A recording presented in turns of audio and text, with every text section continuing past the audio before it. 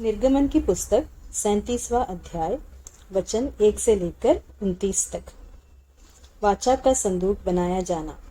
फिर बसलेल ने बबूल की लकड़ी का संदूक बनाया। उसकी लंबाई 2.5 हाथ, चौड़ाई 1.5 हाथ और ऊंचाई 1.5 हाथ की थी। उसने उसको भीतर बाहर चोखे सोने से मढ़ा और उसके चारों ओर सोने की बाड़ बनाई और उसके चारों पायों पर लगाने को उसने सोने के 4 कड़े ढाले, 2 कड़े एक ओर और 2 कड़े दूसरी ओर लगे। फिर उसने बबूल के डंडे बनाए और उन्हें सोने से मढ़ा और उनको संदूक के दोनों ओर के कड़ों में डाला कि उनके बल संदूक उठाया जाए। फिर उसने चोखे सोने के प्रायश्चित वाले ढकने को बनाया।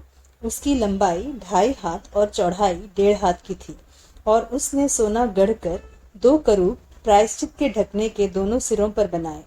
एक करूब एक सिरे पर और दूसरा करूब दूसरे सिरे पर बना।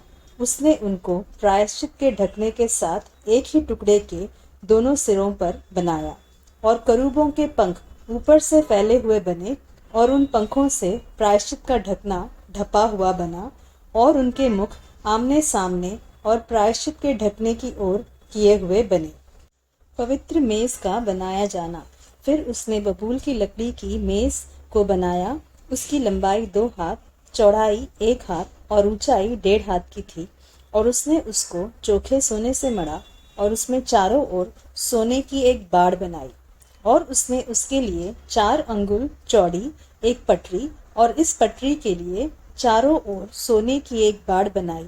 उसने मेज के लिए सोने के 4 कड़े ढाल कर उन चारों कोनों में लगाया जो उसके चारों पायों पर थे। वे कड़े पटरी के पास मेज उठाने के डंडों के खानों का काम देने को बने।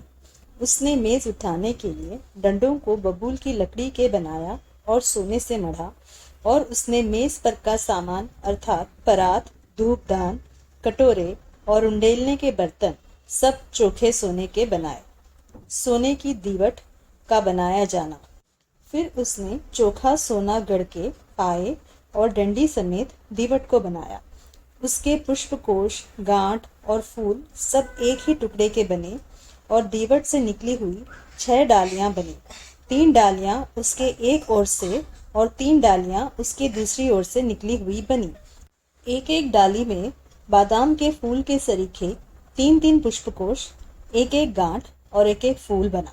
दीवट से निकली हुई उन 6 डालियों का यही आकार हुआ और दीवट की डंडी में बादाम के फूल के समान अपनी अपनी गांठ और फूल समेत 4 पुष्पकोश बने और दीवट से निकली हुई 6 डालियों में से 2-2 डालियों के नीचे एक एक गांठ दीवट के साथ एक ही टुकड़े की बनी। गांठें और डालियां सब दीवट के साथ एक ही टुकड़े की बनी। सारा दीवट गढ़े हुए चोखे सोने का और एक ही टुकड़े का बना और उसने दीवट के 7 दीपक और गुलतराश और गुलदान चोखे सोने के बनाए।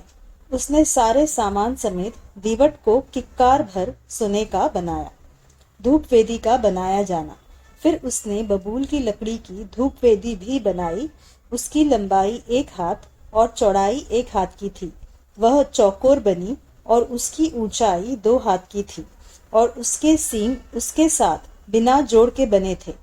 ऊपर वाले पल्लों और चारों ओर के बाजुओं और सींगों समेत उसने उस वेदी को चोखे सोने से मढ़ा और उसके चारों ओर सोने की एक बाड़ बनाई और उस बाड़ के नीचे उसके दोनों पल्लों पर उसने सोने के 2 कड़े बनाए जो उसके उठाने के डंडों के खानों का काम दे और डंडों को उसने बबूल की लकड़ी का बनाया और सोने से मढ़ा।